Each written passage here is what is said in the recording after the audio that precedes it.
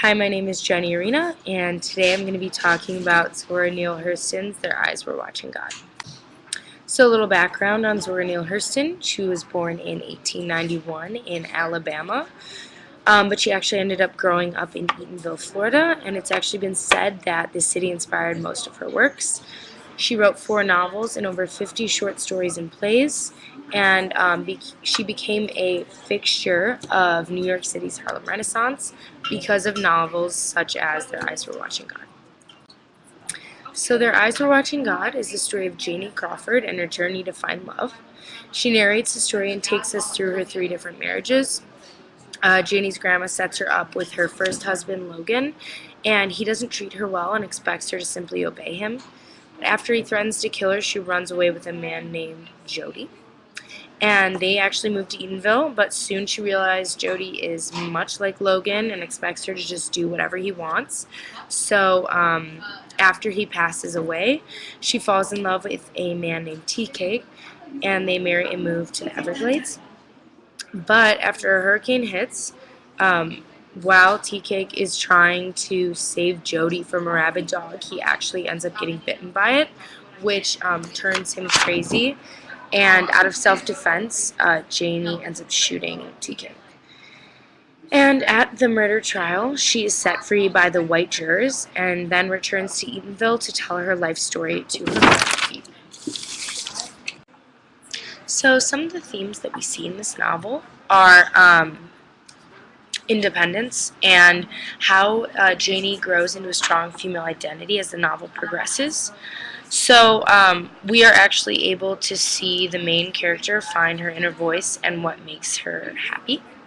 We also see the theme of fertility displayed within the novel, and this is specifically while Janie sits under a blossoming pear tree.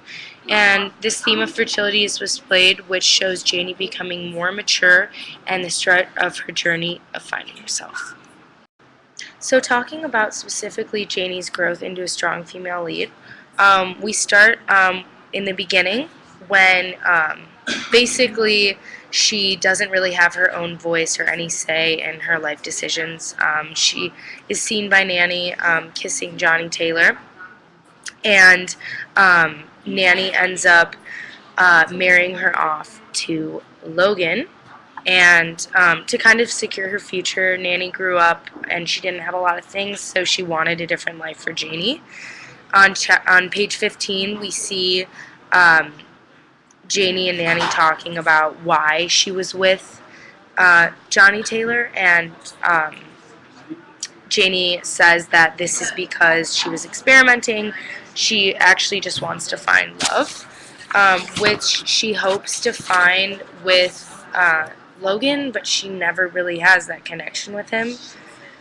And after a big night of fighting, on page 32, Janie says, "What was I losing so much time for?"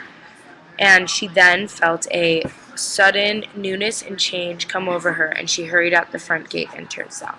So she ends up leaving Logan, which is kind of her first act of independence, and she sees that she has only so much time to live her life and find love and actually be happy, and she's not going to have that if she stays with Logan.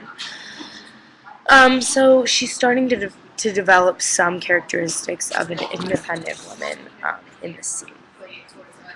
So then, after leaving Logan, she finds herself with Jody, who charms her, and but when she's with Jody, we actually see her lose a lot of her independence and spark.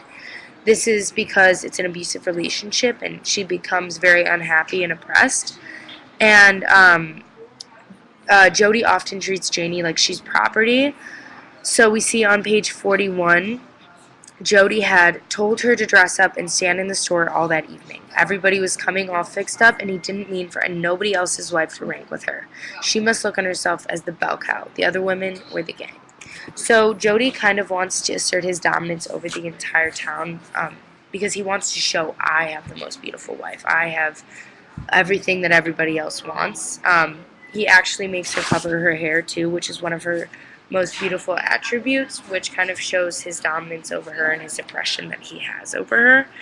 and she is no longer to truly be able to express herself and how she feels because Jody has so much control over everything she does. So eventually, Jody passes away, and she ends up falling in love with a poor man named Tea Cake. And she spends every single day with him. They move to the Everglades, and basically, Tea Cake oppresses her, but in a different way. So she's kind of learning how to control her inner voice, and her abusive relationship with Jody showed his dominance over her and her weakness. However, with Tea Cake, the fact that she stays silent is quite important because it shows that her silence has become a crucial part in the strength she now has. So she's willing to sacrifice her physical well-being for the needs of Tea Cake, in this case, his need for control. And she puts herself through it because she knows she can handle it, and the negative outcomes are outweighed by her love for him because she actually is in love with him, and she appreciates everything that he does for her. So she accepts that it's something she must endure. And so, after she kills Tea Cake, I think that at the end of the novel, it signifies that Janie has reached her full maturity, and she understands that she's gone above and beyond what most women are able to experience within their lifetimes. She discusses her experiences with Phoebe on page 191, where she says, "So I'm back home again, and I'm satisfied to be here. I done been to the horizon and back now. A kin set here in my house and live by comparisons." So, although she doesn't listen to the advice that her nanny gave her, Janie was able to push past the general norms within society placed upon women and chase after her dream of finding true love, which she did find. And she never stayed in something that made her unhappy, and she followed her heart. And she experienced many highs and lows, but they brought her the ability to become content with life and block out the negative things people may have to say about her. So even though many of her relationships ended in death, she still pursued her journey through finding her inner strength. And pain and suffering are often necessary on the path and journey towards self-discovery. So through all the hardship that Janie faces, each experience leads her to a deeper understanding and a newfound strength. And I would say that based off of the way that Janie handles situations and always strives to find love and happiness, she should most definitely be considered a strong female lead with a deep understanding of herself and those around her. And that's why I think this novel has a such strong theme of independence and female strength. Thank you.